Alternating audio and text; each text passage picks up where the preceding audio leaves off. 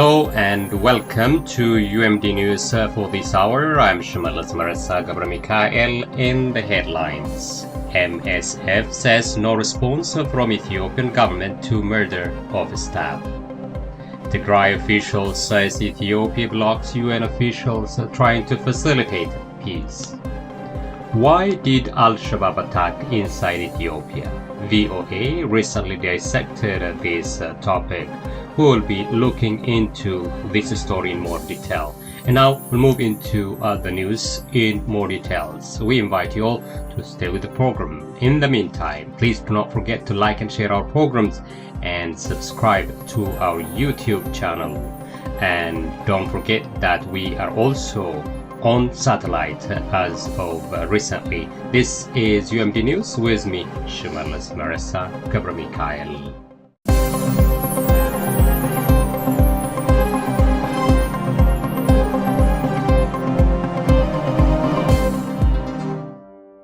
First up, MSF says no response from Ethiopian government to murder of staff.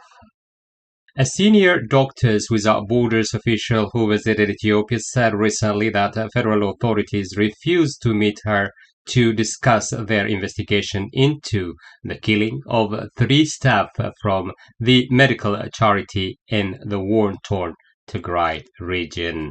The bodies of 3 people, 2 Ethiopians and a Spaniard, were found next to their burnt and bullet-ridden car in June 2021 in Tigray, which has been in the throes of humanitarian crisis since conflict erupted there 20 months ago. The non-profit, known by its French acronym MSF, said in January that the killing of its staff was intentional and not a case of crossfire following a preliminary internal probe. Paula Gil, president of MSF Spain, said in a statement, "We are distraught that after more than 1 year of engagement with the Ethiopian authorities, we still do not have any credible answers on what happened to our colleagues that day." Gil, who concluded a 6-day trip to Ethiopia at the weekend, said she was not granted permission from the authorities to visit Tigray.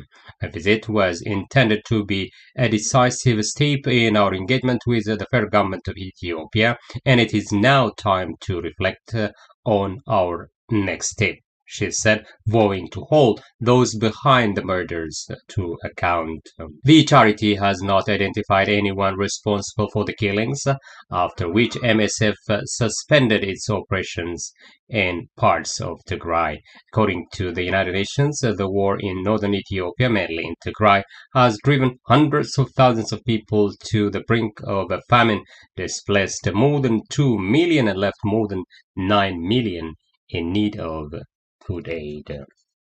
Tigray officials says Ethiopia blocks UN officials trying to facilitate peace. Tigrayan officials recently accused the Ethiopian government of deliberately obstructing regional and international efforts to end the war in the country. In a statement extended to Sudan Tribune, Gebremichael, advisor to the president of the Tigray region, said that the Abiy government is blocking the travel of international diplomats trying to facilitate peace. Gebremichael said the authorities in Addis have over the last couple of weeks prevented a planned visit to Tigray by UN officials, special representatives of powerful countries and ambassadors, including the charge d'affaires of the US government. US Special Envoy for Horn of Africa Mike Hammer is an official expected to arrive in Ethiopia, as he has started a regional tour as part of Washington's efforts to bring the 2 warring Ethiopian parties to the negotiating table in a bid to end the one of Africa's recent bloody conflicts. Hammer will also have an opportunity to review progress on the delivery of humanitarian assistance and accountability for human rights violations and abuses committed in the Tigray war. The Tigrayan official further accused Addis Ababa of showing little interest in peace and dragging the process for happening. He said that the central government has failed to allow unrestricted humanitarian access to Tigray as a goodwill gesture to gear up the peace process. Gebremichael said the Addis regime is standing in the way of unfettered humanitarian access by blocking fuel from entering Tigray and reneging on its promise to its partners that it works towards restoring basic services. And finally, why did AlShabaab attack inside Ethiopia? VOA has recently dissected this topic, and we will look into more details today. Officials and security experts say AlShabaab militants who crossed eastern Ethiopia last week are still active inside the country, despite claims by local officials that the force has been destroyed. Officials recently told VOA that security forces clashed with the AlShabaab fighters in Ethiopia's Somali state at Laskurun village near the border town of Farfir. The state's president, Mustafa Omar, was seen meeting with units of federal military forces who were dispatched to the area. About 500 AlShabaab fighters, including many who originally came from Ethiopia, Somali, and Oromia regions, entered Ethiopia last Wednesday, multiple security and former AlShabaab operatives told VOA Shimelis, the investigative Diosir program. The incursion is the militant group's biggest ever operation inside Ethiopia.